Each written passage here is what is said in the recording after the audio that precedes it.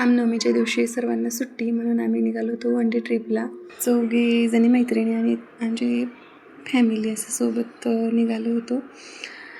साधारण 6च्या सुमारास निघालो आणि 7-7:30पर्यंत 4-5 पेट्रोल पंप बघितले. तिथे काही डिझेल नव्हतं, पण नंतर समजलं की डिझेलच्या तुटवड्यामुळं थोडंसं डिझेल दिलं जात नाही. म्हणून मग आम्ही थोडा वेळ पेट्रोल पंपाजवळ थांबलोत आणि पेट्रोल डिझेलची वाट बघेपर्यंत मग आम्हीसुद्धा नाश्ता करून घेतला. आणि तब्बल 2-2.5 तासानंतर आम्हाला डिझेल मिळालं गाडीसाठी. डिझेल मिळेल की नाही, की परत घरी जावं लागणार ह्याच्यामध्येच आम्ही होतो. पण फायनली डिझेल मिळाला आणि आम्ही निघालोत. देवगिरी किल्ला पाहायचा होता, पण डिझेलमुळं थोडासा प्रॉब्लेम झाला आम्हाला. तिथे आमचे 2-3 तास गेले व्यर्थ. पण शेवटी देवगिरीच्या पायथ्याशी हे जे वॉटर पार्क आहे तिथे आम्ही जायचं ठरवलं आणि तिथे भरपूर असा सर्वांनीच म्हणजे एन्जॉय केला. मुलांना तर कधी कधी पाण्यात जाईल आणि कधी कधी खेळायला असं झालं होतं. आम्ही जेवढे ग्रुपने गेलो होतो तेवढं सगळ्यांनी वॉटर पार्कमध्ये खूप मज्जा मस्ती आणि धमाल केली. ह्या स्लाईडवरून मला खूप भीती वाटत होती. दोघी मैत्रिणी आल्या होत्या आणि मला खूप भीती वाटत होती, पण फायनली मी पण ह्या स्लाईडवरून आले. वॉटर पार्कमध्ये खूप धमाल केल्याच्या नंतर आम्ही घृष्णेश्वराच्या दर्शनासाठी निघालो होतो. इथे घृष्णेश्वराच्या मंदिरात मोबाईल वगैरे घेऊन जाण्यास बंदी होती. जिथपर्यंत टिपता आलं तिथपर्यंत मी टिपून घेतलं. घृष्णेश्वराचं दर्शन झाल्याच्या नंतर आम्ही सगळेजण कैलास लेणी पाहण्यासाठी निघालो होतो. तेथील सगळ्या लेण्यांपैकी ही कैलास लेणी एक प्रमुख म्हणून आम्ही तिथे सगळेजण पाहायला गेलो.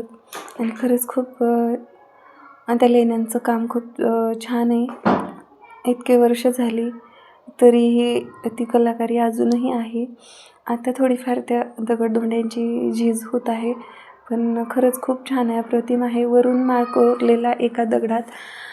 खरंच त्यावेळेस किती मेहनत त्या कारागिरांना घ्यावी लागली असेल हे त्या लेण्यांच्या कलाकृतीवरून लक्षात येतं. खरंच खूप सुंदर आहे. हे सगळं डोळ्यात साठवून घेतलं आणि आम्ही आता निघालो होतो परत घराकडे. कारण आता खूप वेळ झाला होता, सायंकाळची वेळ होत होती. मग ठरवलं की वाटेत भद्रा मारुती आहे आणि रामनवमीसुद्धा आहे, त्यामुळे खुलताबाद येथील भद्रा मारुतीच्या दर्शनासाठी आम्ही सगळे गेलो होतो. तर रामनवमी निमित्त तिथे काही शोभायात्रेची तयारी म्हणून ढोलताशे वाजत होते.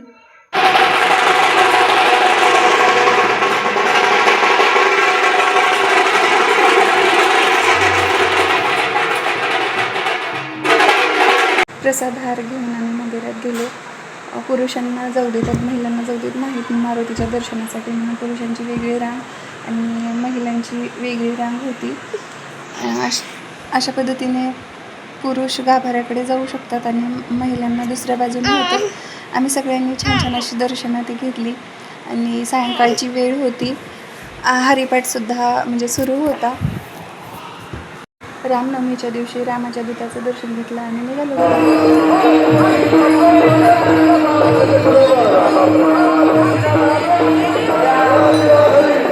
आता घरी जाताना हॉटेलवर एकदा जेवण वगैरे झाले. आता इथपर्यंतच मी व्हिडिओ शूट केला आहे. आता ह्याच्या पुढचं काही मी घेतलं नाही.